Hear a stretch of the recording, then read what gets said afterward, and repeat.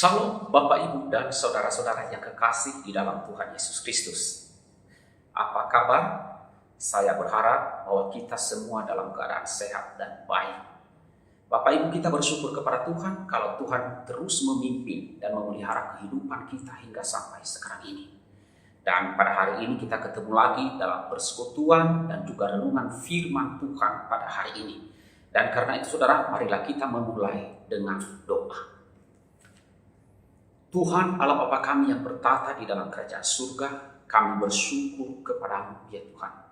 Kalau pada hari ini Engkau memberikan kami kesempatan untuk hidup, dan Engkau telah memelihara dan menopang hidup kami dari hari-hari yang telah kami lalui. Terima kasih seluruhnya. Berkat-berkat-Mu, kesehatan, kekuatan, dan segenap keberadaan kami. Kami bersyukur kepadamu, karena semua itu adalah anugerah-Mu saja. Terima kasih ya Tuhan. Dan hari ini kami mohon pertolongan-Mu, kiranya Tuhan layakkan kami di hadapan dalam persekutuan ini. Ampunilah segala dosa kami, sucikan kami oleh darah Tuhan kami Yesus Kristus. Berkatilah persekutuan ini ya Tuhan. Berfirmanlah kepada kami agar iman kami makin dikuatkan dan kami makin mengasihi Engkau. Dalam nama Tuhan Yesus kami berdoa dan bersyukur. Amin. Bapak, Ibu, dan saudara-saudara yang kekasih di dalam Tuhan Yesus Kristus, firman Tuhan yang akan kita baca dan renungkan pada hari ini, saya ambil di dalam Injil Yohanes pasalnya yang kelima, ayat 1 sampai dengan ayat yang ke-9. Firman Tuhan berbunyi demikian. Penyembuhan pada hari Sabat di kolam Bethesda. Ayat 1, sesudah itu ada hari raya orang Yahudi, dan Yesus berangkat ke Yerusalem. Di Yerusalem, dekat pintu gerbang domba, ada sebuah kolam yang dalam bahasa Ibrani disebut Bethesda. Ada 5 serambinya. Dan di serambi-serambi itu berbaring sejumlah besar orang sakit, orang-orang buta, orang-orang timpang, dan orang-orang lumpuh yang menantikan goncangan air kolam itu. Sebab sewaktu-waktu turun malaikat Tuhan ke kolam itu dan menggoncangkan air itu. Barang siapa yang terdahulu masuk ke dalamnya sesudah goncangan air itu menjadi sembuh, apapun juga penyakitnya. Di situ ada seorang yang sudah 38 tahun lamanya sakit. Ketika Yesus melihat orang itu berbaring di situ dan karena ia tahu bahwa ia telah lama dalam keadaan itu, berkatalah ia kepadanya, "Maukah engkau sembuh?" Jawab orang itu kepadanya, "Tuhan, tidak ada orang yang menurunkan aku ke dalam kolam itu apabila airnya mulai goncang. Dan sementara aku menuju ke kolam itu, orang lain sudah turun mendahului aku." Kata Yesus kepadanya, "Bangunlah, angkatlah tilammu dan berjalanlah."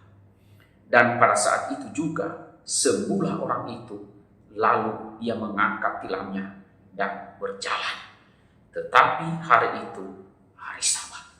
Demikian firman Tuhan yang kita renungkan pada hari ini, Bapak, Ibu, dan saudara-saudara. Saya memberikan judul renungan kita pada hari ini adalah memahami makna hidup. Nah, saudara-saudaraku yang kekasih di dalam Tuhan Yesus Kristus, di dalam bagian perikop yang kita renungkan ini mengajarkan kepada kita yaitu tentang makna hidup itu sendiri. Saudara, yang pertama-tama adalah yang kita harus mengerti adalah hidup itu adalah persaingan. Hidup itu adalah persaingan.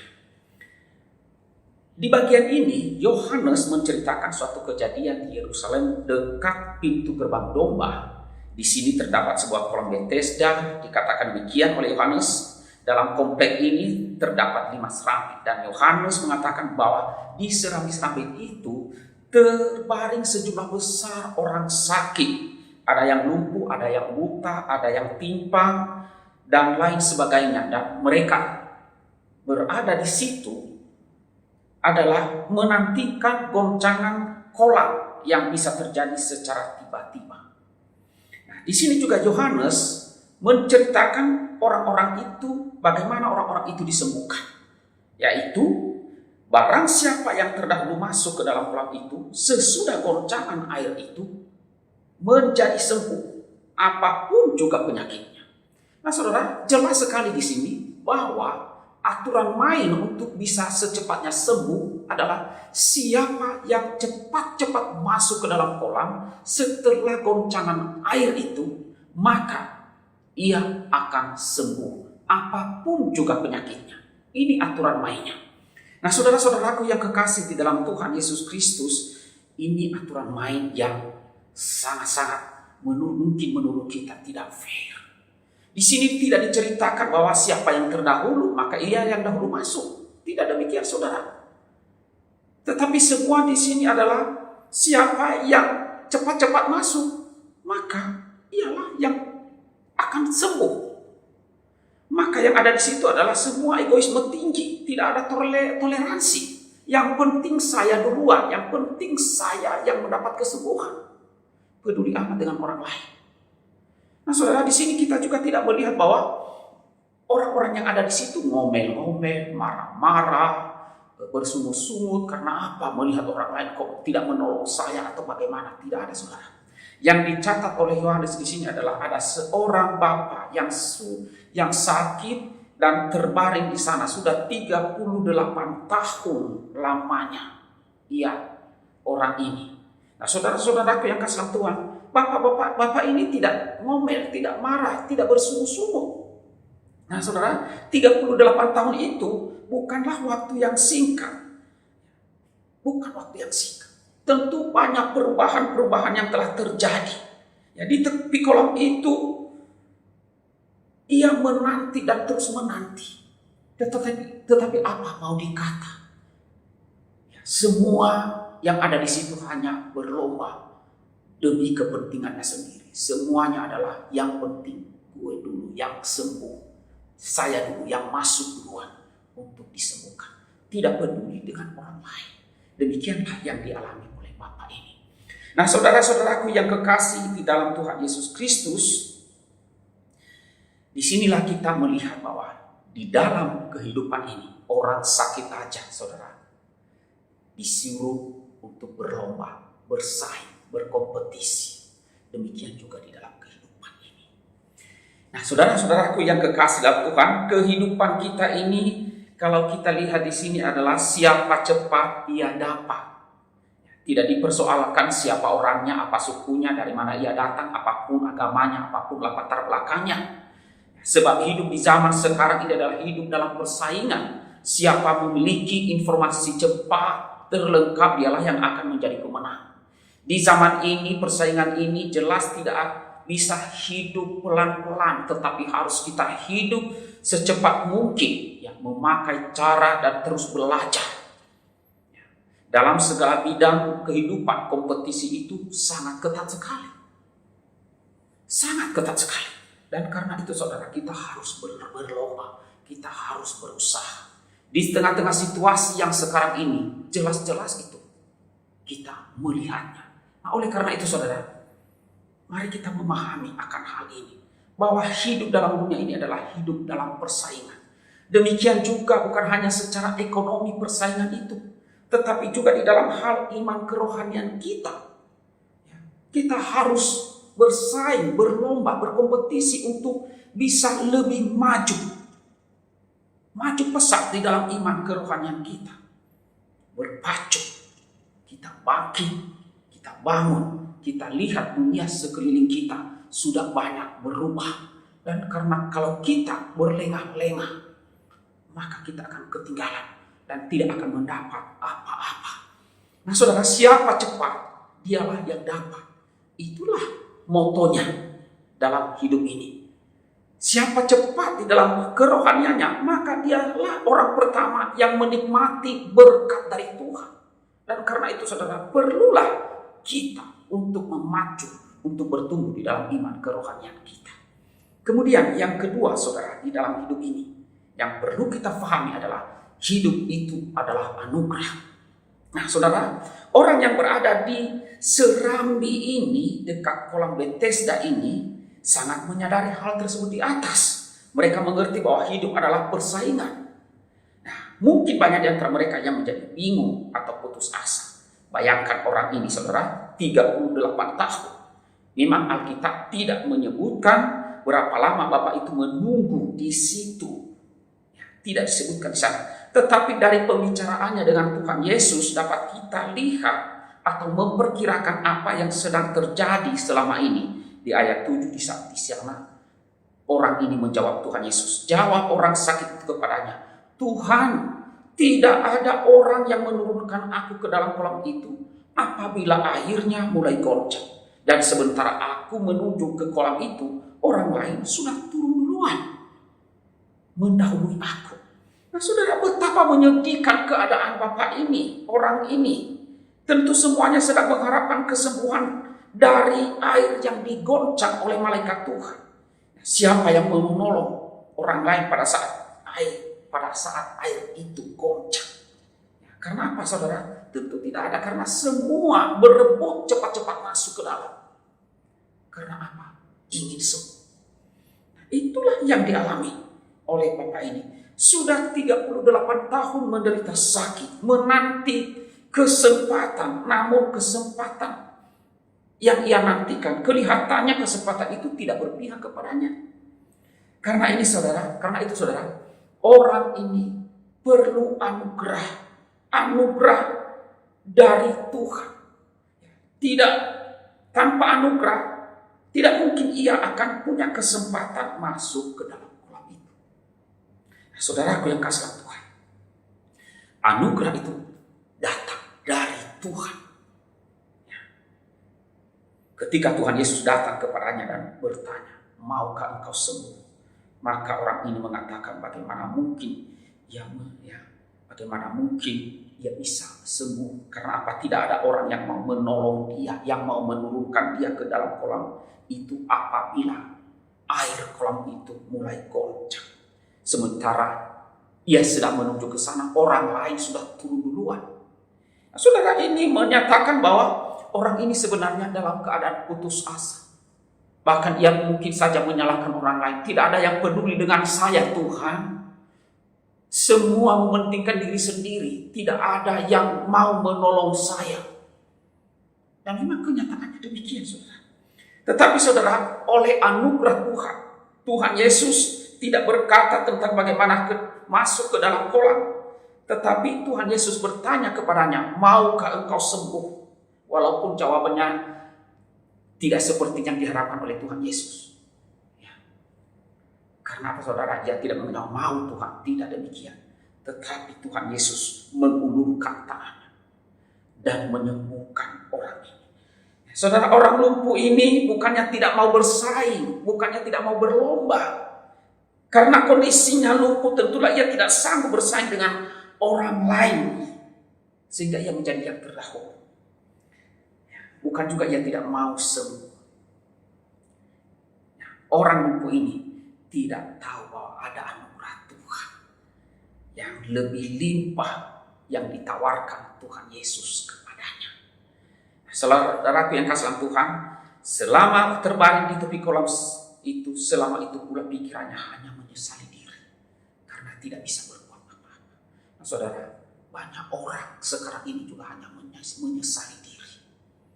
Hanya menyesali diri. Tentu harus kita rubah hal ini. Jangan menyesali diri. Tetapi ingat, ada anugerah Tuhan. Ada pertolongan Tuhan. Ya, memang kita tidak layak mendapatkan anugerah itu. Orang lumpuh ini pun tidak layak mendapat anugerah itu. Tetapi anugerah, namanya anugerah Allah. Bukan kepada orang yang pantas menerima diberikan. Tetapi kepada orang yang tidak layak, yang tidak pantas. Dan siapa itu? Yaitu kita ini. Sesungguhnya kita tidak pantas, saudara, mendapat anugerah dari Tuhan Yesus Kristus. Kita ini orang-orang jahat, orang-orang berdosa. Hanya karena anugerahnya saja kita bisa hidup. Dan itu perlu kita sadari. Kita hidup sampai saat ini pun juga anugerah daripada Tuhan. Bukan karena kita bisa bersaing sedemikian rupa. Tetapi anugerah Tuhan yang kita peroleh sampai saat ini. Pemeliharaannya dari hari ke hari. Pertolongan demi pertolongan. Mungkin menurut kita, ya hidup ini terlalu berat. Tetapi ingat, kita masih hidup sekarang ini. Kita masih ada sekarang ini karena anugerah daripada Allah, daripada Tuhan kita Yesus Kristus. Nah, saudara-saudara yang kekasih di dalam Tuhan Yesus Kristus, biarlah kita menyadari akan hal ini. Anugerah Tuhan yang telah kita terima, kita hidup, apalagi anugerah keselamatan di dalam Tuhan kita Yesus Kristus. Kemudian yang ketiga, saudara, bahwa hidup adalah berharap. Di dalam bagian firman Tuhan ini sungguh sangat memberikan berkat tersendiri bagi saya ketika saya membaca bagian ini, saudara. Nah, kalau kita memperhatikan ya, dan merenungkan kondisi orang yang sakit yang sudah 38 tahun ini, Yohanes menulis bahwa dia sudah 38 tahun sakit, bukan waktu yang singkat, bukan hanya seminggu, bukan hanya sebulan, tetapi 38 tahun, lama sekali. Kita bisa bayangkan kalau kita yang mengalami ini.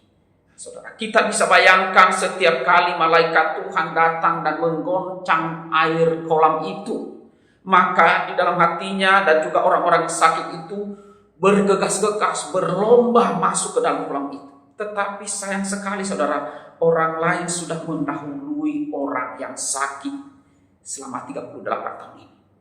Maka dia pun kembali ke ruang tunggu. Kembali ke ruang tunggu. Ya. Dan itu terus yang ia lakukan selanjutnya. Dia menunggu dan terus menunggu. Ketika hal itu terjadi lagi dan dia berusaha lagi, tetapi orang lain sudah mendahulunya lagi. Itu terjadi terus selama 38 tahun. Maka di sini kita melihat bagaimana gigihnya dia berjuang untuk sebuah kesembuhan. Kalau kita perhatikan kenyataan ini, sekian lama dia bergumul dengan penyakit yang sama, berada di tempat yang sama, menghadapi pertarungan yang sama, dan juga kegagalan yang sama berulang-ulang ia hadapi. Mungkin kita bertanya, apa yang membuat ia bisa bertahan di sana selama 38 tahun? Apa yang membuat ia mampu bertahan? Tidak ada yang membuat dia bertahan adalah kecuali bahwa satu adalah ada pengharapan. Ia berharap bahwa satu saat dia ada waktu akan mendapatkan kesempatan untuk sembuh. Saudara, pengharapan itu adalah kekuatan yang luar biasa, bisa bertahan untuk menghadapi segala tantangan dan segala persaingan dan kegagalan yang kita hadapi. Buktinya orang ini dia bisa bertahan. Jikalau ia tidak punya pengharapan, saudara, maka saya yakin dia sudah meninggalkan tempat itu. Untuk apa? Berulang-ulang ia gagal. Berulang-ulang ia terus disalib orang lain. Bertahun-tahun ia menunggu, sepertinya sudah putus pengharapan. Tetapi ia tidak putus pengharapan. Saudara-saudara yang kasih Tuhan, inilah yang membuat dia kuat untuk bertahan, yaitu pengharapan di dalam Tuhan Yesus Kristus. Nah, saudara, di bagian Alkitab yang lain, maka kita dapat melihat tentang Abraham. Ya, tentang Abraham. Paulus menulis tentang Abraham dalam pergumulan Abraham, yaitu di dalam Roma 4 ayat 18 sampai dengan 19, firman Tuhan berbunyi demikian, sebab sekalipun tidak ada dasar untuk berharap, namun Abraham berharap juga dan percaya bahwa ia akan menjadi bapa banyak bangsa. Menurut yang telah difirmankan, demikianlah banyaknya nanti keturunanmu.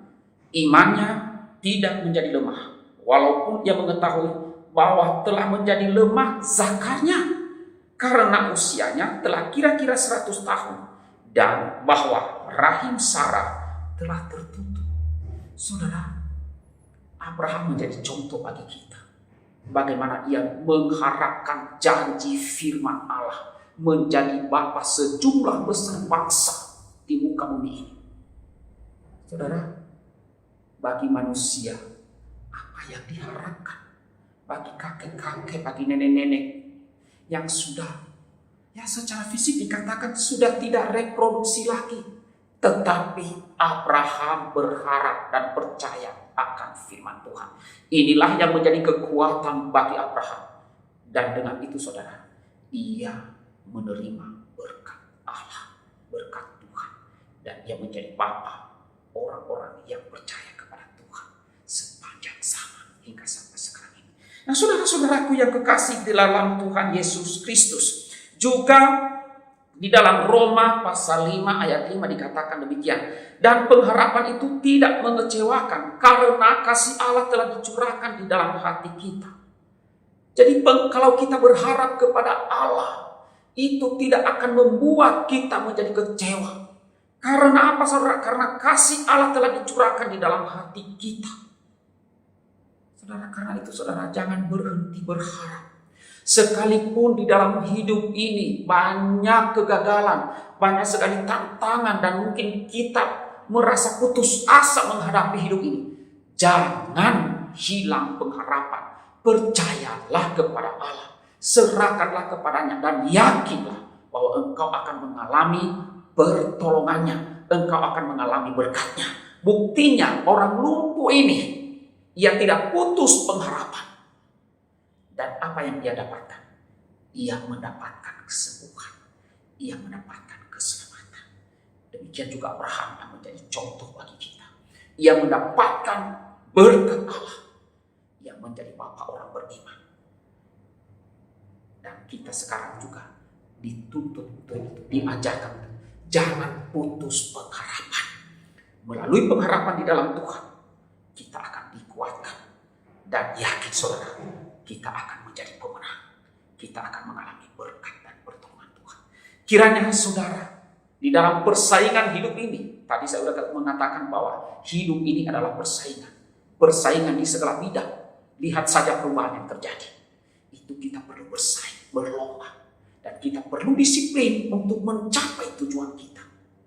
Demikian juga dalam hal rohani. Kemudian yang kedua, hidup ini adalah anugerah. Tuhan memberikan kita hidup, sadar bahwa itu adalah anugerah. Dan kalau kita banyak mengalami kegagalan, jangan putus asa. Hidup ini adalah pengharapan. Orang yang berharap kepada Tuhan dengan sungguh-sungguh dan tidak putus asa, dia akan mengalami berkat dan pertolongan Tuhan. Kiranya Tuhan memberkati saudara dan saya. Amin. Mari kita berdoa.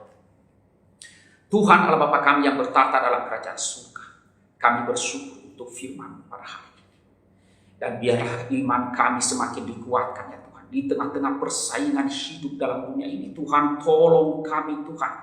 Mampukan kami untuk dapat berlomba dengan sehat dan dengan giat bekerja, dengan terus berusaha dan tidak perlu berputus asa dan tidak perlu bersungut-sungut dan ngomel-ngomel. Tetapi biarlah kami berusaha dan terus berlomba melihat perubahan yang terjadi sekarang ini.